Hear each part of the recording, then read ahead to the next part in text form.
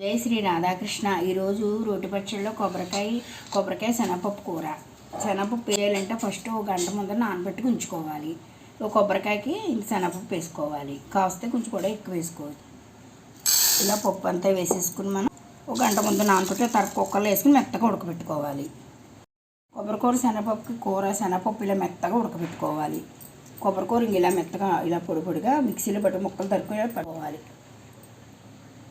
కొబ్బరికూర శనగపప్పు కూర పోపులు 2 మిరపకాయలు, 1 స్పూన్ మినపప్పు, 1/2 స్పూన్ జీలకర్ర, కొంచెం 1/2 స్పూన్ ఆవాలు, వెల్లుల్లిపాయలు రేకలు, కొంచెం ఇంగు పొడి, కరివేపాకు. పోపు ఇలా ఎర్రగా వేపుకోవాలి. వేపుకున్నాక శనగపప్పు వేసేసుకుని కొబ్బరికూర వేసేసుకోవాలి. దీంట్లో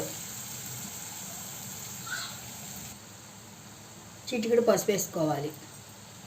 ఈ కొబ్బరికూర శనగపప్పు కూర చాలా గమ్మున అయిపోతుంది. మనకి ఎక్కువ టైం పట్టదు. హెల్త్కి రుచికి బాగుంటుంది. ఇది అన్నిట్లో దోశలకు నంచుకోవచ్చు, చపాతీలకు నంచుకోవచ్చు. మనం ఉత్తినే కూడా తెచ్చి కూర ఉంటుంది. ఇది సరిపడా సాల్ట్ వేసి కలిపేసుకుని ఒక 5 నిమిషాలు ఉంచినాక ఎక్కువసేపు ఉంచకూడదు. కొబ్బరికాయ కూర కదా, ఒక 5 నిమిషాల నుంచి మూత పెట్టి కట్టేసుకోవడం. లాస్ట్ కొంచెం కొత్తిమీర వేసుకుని ఇది అన్నంలో నెయ్యి వేసుకుని పిండి వడియాలు పెట్టుకుంటాం కదా మన సమ్మర్లో. ఆ వడియాలు నంచుకు తింటే చాలా బాగుంటుంది.